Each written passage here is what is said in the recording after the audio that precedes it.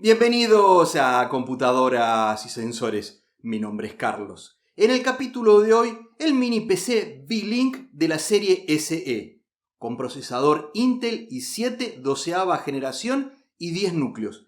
Todo un conjunto con características muy interesantes que lo analizaremos al detalle, lo desarmaremos por completo y lo evaluaremos tanto con el Windows 11 que trae preinstalado como con Fedora 39 que instalaremos nosotros. Finalizaremos con un test de tortura para evaluar las características de temperatura y el desempeño en general que creo puede interesarte. Todo a continuación. Quería comenzar 2024 con una nueva mini PC para las revisiones de distribuciones en el canal, y la primera opción fue la marca V-Link, quizás de las empresas fabricantes de mini PC chinas la de mayor reputación. Dentro de su sitio web, primero me encuentro con esta de la línea GT, que son los productos tope de gama y que si bien contaba con descuento, excedía algo el presupuesto.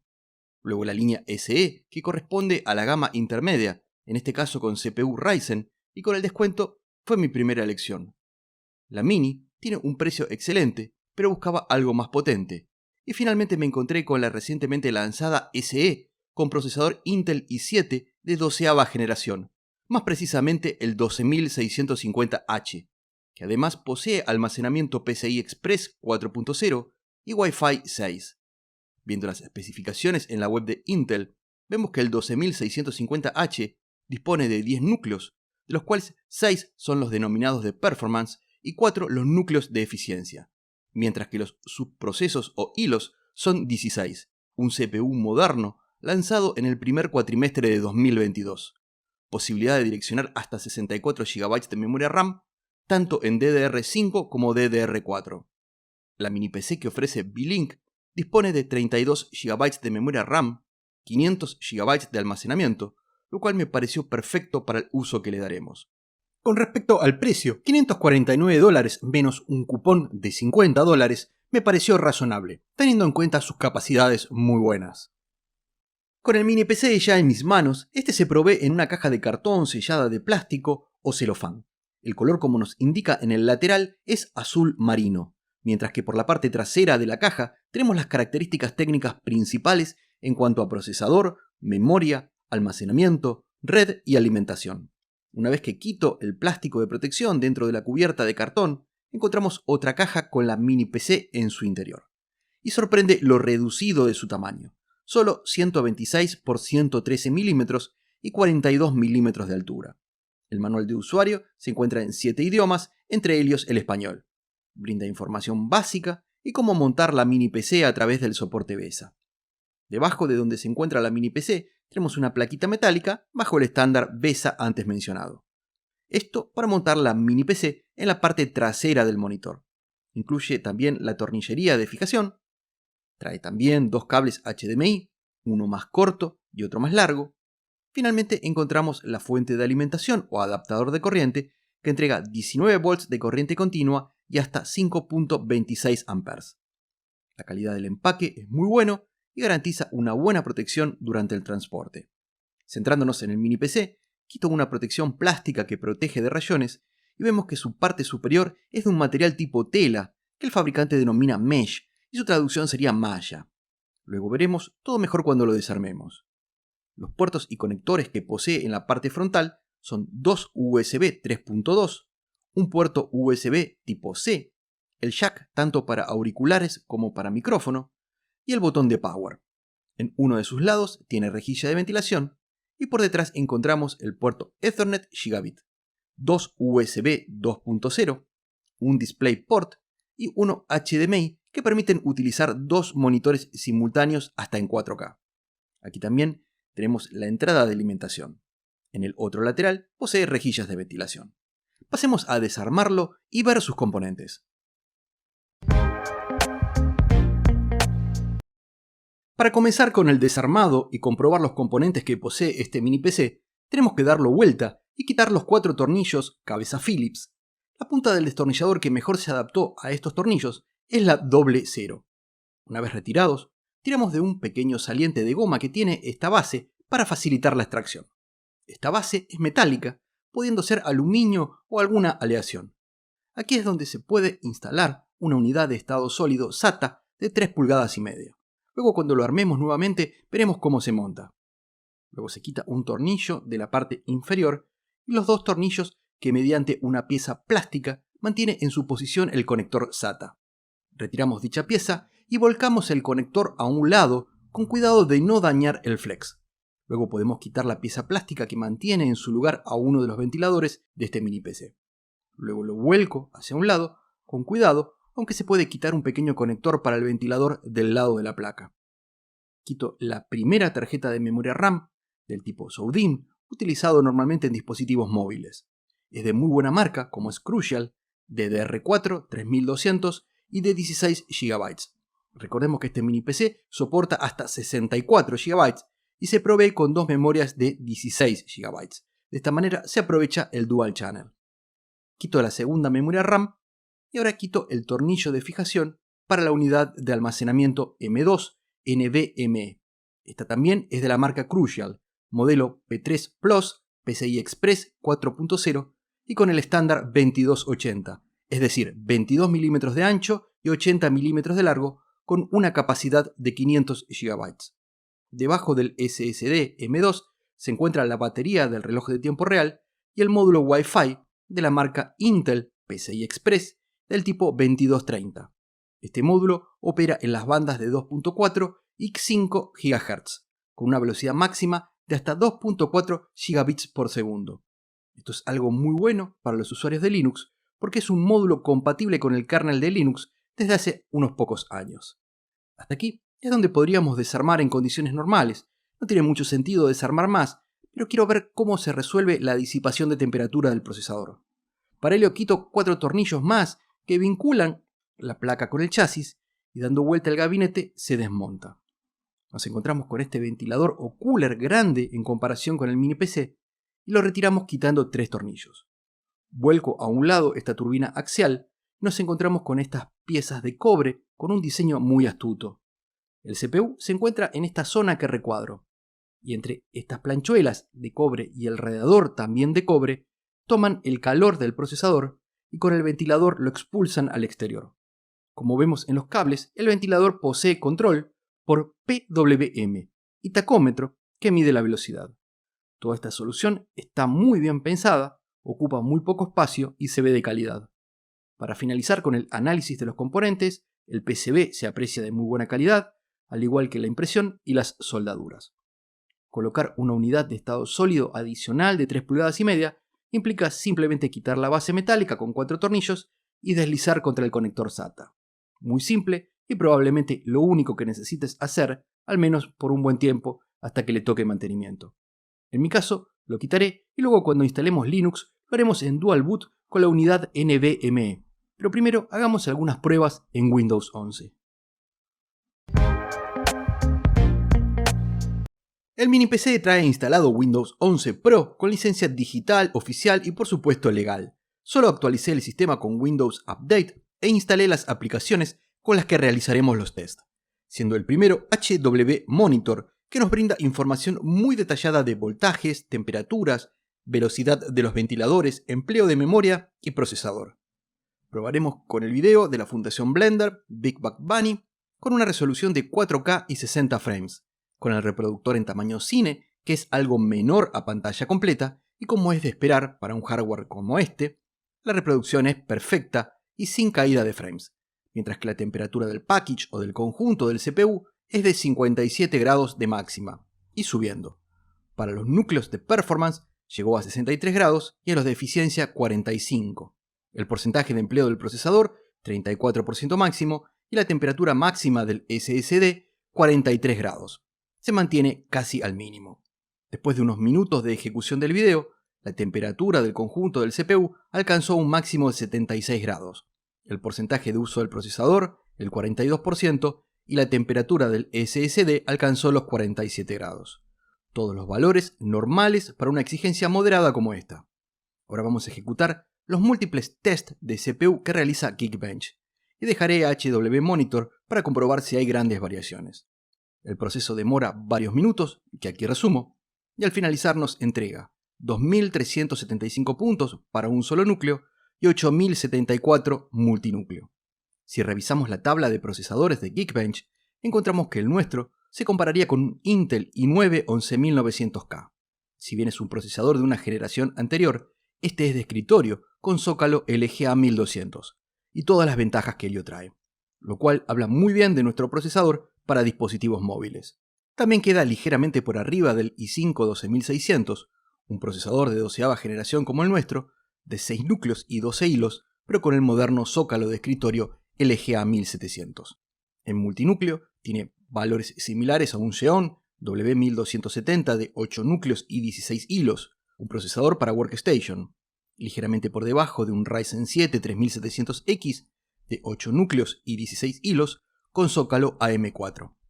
Los tests de Geekbench otorgan resultados muy buenos, similares a excelentes procesadores del segmento de escritorio, que por cuestiones de tamaño pueden permitir soluciones de disipación del calor más eficientes.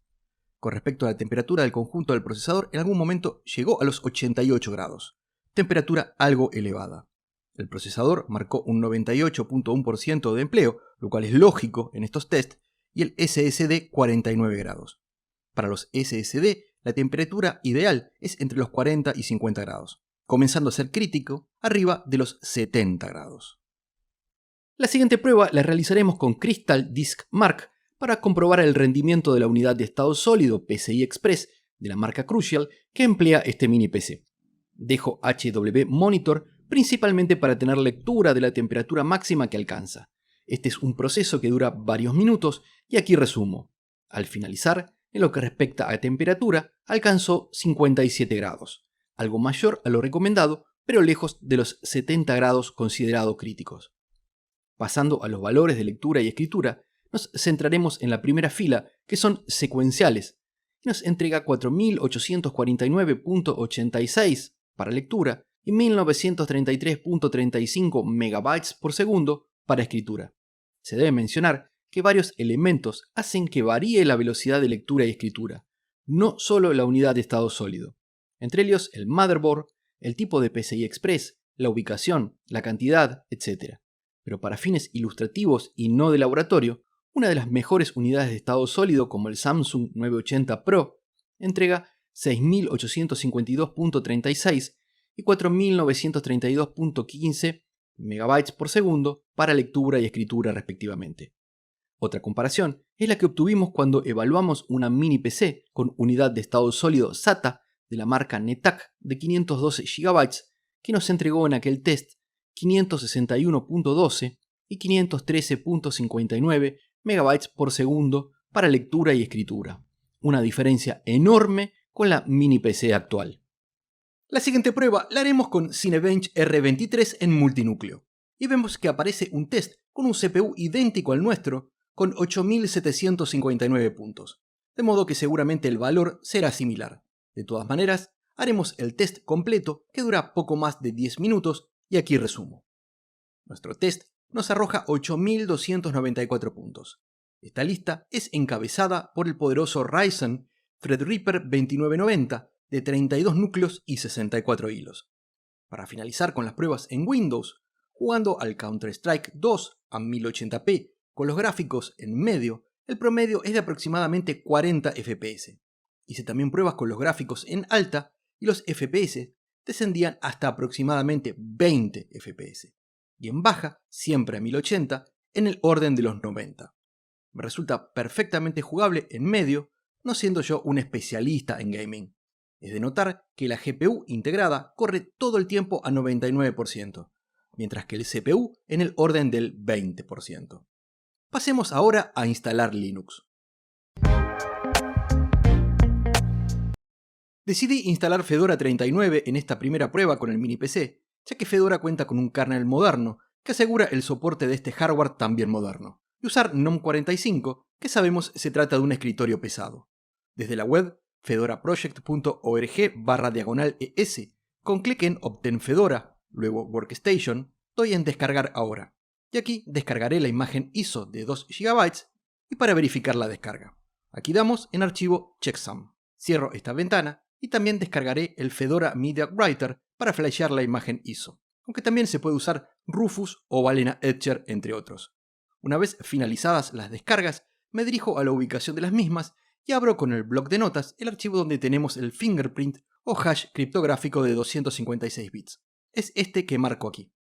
Luego abro el símbolo de sistema o terminal de Windows con cmd en el buscador y me dirijo a la ubicación de la descarga, en mi caso el directorio Downloads. Una vez allí ingresamos certutil, un espacio, --hashfile. Copiamos y pegamos el nombre del archivo para no tener que escribirlo. Dejamos un espacio y al final ingresamos SHA-256. Tras dar Enter, nos devuelve el fingerprint y lo verificamos con el entregado por Fedora. Comienza con AF5204 y finaliza con 36A8E8. Coincide. Podemos flashear la imagen ISO. Ahora instalamos Fedora Media Writer que recién descargamos, lo ejecutamos y marcamos seleccionar archivo ISO.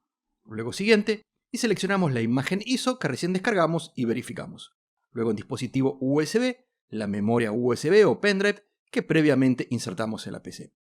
Damos en escritura y comienza con el proceso que dura varios minutos y aquí resumo. Al finalizar, nos informa que hemos terminado y damos en finalizar. Fedora Media Writer tiene una utilidad para restaurar la memoria USB para su uso normal y no booteable, que podemos utilizar una vez que hayamos instalado Fedora. Ahora lo necesitamos así. Si bien hay más de una forma para hacer dual boot, en lo personal prefiero generar el espacio o partición desde Windows. Para ello, clic derecho en el lanzador principal y luego Administración de discos. Allí ubicamos la partición más grande, normalmente del tipo NTFS, y en mi caso de 436,81 GB. Y con clic derecho seleccionamos Reducir volumen para generar el espacio necesario para Fedora. Luego, en tamaño del espacio que desea reducir en megabytes, en mi caso ingreso 204.800, equivalente a 200 GB, 200 por 1024. Clic en Reducir y unos segundos después veremos la nueva partición como espacio sin asignar. Y es perfecto, lo dejamos así. Solo nos queda reiniciar el equipo, asegurándonos de tener insertada la memoria USB. Ingresamos al BIOS y nos aseguramos que bootee desde la memoria USB. Y rápidamente se abrirá el instalador de Fedora, donde seleccionamos la primera opción, Start Fedora Workstation Live 39. Iré resumiendo el proceso sin omitir ningún paso. Se abre el Live y una ventana de bienvenida. Selecciono Install Fedora, el idioma español, y luego Español de Argentina. Siguiente, clic en Sistema, Destino de la instalación. Aquí vemos que automáticamente detectó la unidad NVMe y la partición libre de 200 GB que recién generamos. Podríamos dejar la configuración en automático y se crearía todo sin problemas, sin que tengamos que hacer nada. Pero haré clic en Personalizada para ver las particiones que crea y doy en Hecho. Y luego en Pulse aquí para crearlas automáticamente. Es muy simple lo que realiza. Como sistema de archivos, utiliza Bitreefs o BTRFS. Si quisiéramos otro file system, lo cambiaríamos, por ejemplo, a Extended4 desde aquí, pero el más moderno Bitreefs para mí está bien. Crea una partición boot de 1024 MB, la raíz o root de 199 GB y una partición EFI de 100 MB. Damos clic en Hecho, nos muestra las acciones que se realizarán, clic en Aceptar cambios y luego en Comenzar con la instalación. Comienza con la misma, que dura varios minutos y aquí resumo a unos pocos segundos. Solo nos queda reiniciar el equipo y cuando la PC se apaga, quitamos la memoria USB. Al reiniciar, debería hacerlo desde el GRUB para que seleccionemos entre Fedora o Windows, como estamos viendo aquí. Si esto no ocurre y arranca desde Windows, lo más probable es que tengas que ingresar al BIOS. Muchos tienen la opción de seleccionar desde dónde bootear por defecto o en qué orden. En esta mini PC se encuentra en Boot, luego abajo en UEFI, NVMe Drive BBS Priorities, y allí dejas como prioridad 1 Fedora, que tiene el GRUB, y también dejarás seleccionar Windows. Ahora que ingresamos a Fedora por primera vez instalado en el disco o SSD, tenemos que finalizar con la instalación. Damos en Iniciar configuración y seleccionamos nuestra red Wi-Fi. Luego ingresamos el password de la misma y nos conectamos si estamos solo con Wi-Fi como en mi caso. En privacidad, desactivo los servicios de ubicación y para informar problemas automáticamente. Activo los repositorios de terceros, omito conectar cuentas en línea, ingreso el nombre de usuario y a continuación la contraseña 2 veces. Con esto terminamos la instalación y damos en Empezar a usar Fedora Linux. Omito hacer el tour por NOM Abro una terminal y cambio el tamaño del font a 14 puntos para que de ahora en más se vea mejor en el video. Hecho esto, voy a actualizar el sistema con sudo dnf update. Y hay 643 paquetes para actualizar y 1.3 GB de descarga que aquí resumo. Terminada la actualización tan grande, donde también lo hizo el kernel, es conveniente reiniciar el equipo. Vemos al reiniciar en el group que podemos arrancar con el nuevo kernel 6.6.8 o el anterior 6.5.6. Además, por supuesto, si quisiéramos desde Windows. Dejo el nuevo kernel, me logueo y Fedora 39 se abre correctamente. Como hacemos en todas las revisiones, con la distro recién instalada y actualizada, instalo NeoFetch y lo ejecuto. Nos muestra como host la mini PC de la línea SE con CPU Intel, el kernel 6.6.8, 1994 paquetes RPM, el escritorio GNOME 45.2, el CPU Intel i7 12650 con gráficos integrados de Intel y el empleo de 1474 MB de los 32 GB disponibles. Un empleo bastante alto, pero normal para GNOME y no significativo para el total de memoria disponible. Instalé el entorno de desarrollo integrado Thonny y estoy ejecutando el código en MicroPython que hicimos en el capítulo 118 cuando diseñamos el Pico Carrier. Esto para tener lectura previa de la temperatura en el ambiente donde estamos haciendo las pruebas. Como nos muestra la pantalla OLED delante de la mini PC, la temperatura es de 28.4 grados centígrados y la presión 1012.8 hectopascales. Cierro Thonny y aquí tenemos arriba en el panel la temperatura del CPU, que se actualiza cada un segundo. En la terminal izquierda es TUI, que nos muestra arriba una representación de la temperatura, en el centro de la frecuencia y debajo la carga de cada uno de los núcleos, mientras que en la terminal de la derecha voy a ejecutar la aplicación Stress, indicándole que lleve los 16 subprocesos o hilos del procesador al 100%, o todos los núcleos al 100%, estresando el mismo al máximo. Esto durante un tiempo de 60 segundos. La temperatura de partida del procesador es de 49 grados, y tras dar Enter, vemos que rápidamente todos los subprocesos se elevan al 100%. La frecuencia se mantiene estable y la temperatura sube muy rápidamente, de 49 a 54, 58, 63, 67, 69, 71, 74, 76, 80, 82. TUI coloca todos los indicadores en rojo, pero no hay caída de frecuencia ni de empleo del procesador.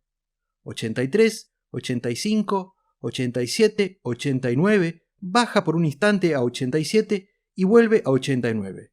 Y se cumple el minuto de exigencia con 87 grados. Al muy poco tiempo, vemos cómo la temperatura desciende muy rápidamente, y en un par de segundos llega a 58 grados. Con este test breve, pero bastante brutal, vemos que efectivamente la disipación del calor es muy buena. Son más las pruebas que me gustaría hacerle a este mini PC, pero seguramente será en próximos videos. A modo de conclusión, esta mini PC V-Link SEI i7 12650H me gustó mucho. Muy buenas prestaciones, un tamaño reducido y sobre todo excelente calidad de componentes. Memoria y almacenamiento Crucial, Wi-Fi 6 Intel, buen diseño para la disipación del calor con 2 ventiladores, base metálica. No veo ningún punto negativo. Por supuesto, me gustaría que todo el gabinete fuera metálico, dejando solo la tapa superior en plástico para montar las antenas y entrada de aire. Pero seguramente esto tendría mucho impacto en el precio y pasaría al segmento que V-Link llama GT o de mini PCs de alta gama. Otro detalle mínimo es que me gustaría un tornillo más en la pieza plástica que soporta el ventilador que está en la misma zona del conector SATA, que se fija con un tornillo y una pequeña mueca, donde justo allí me gustaría que estuviera dicho tornillo. Espero que el video haya sido de tu agrado. De ser así, danos tu like, suscríbete, compartilo. Si tienes alguna duda o comentario, puedes dejarlo debajo, que con gusto lo responderé. De mi parte, muchísimas gracias por ver el video y será hasta la próxima.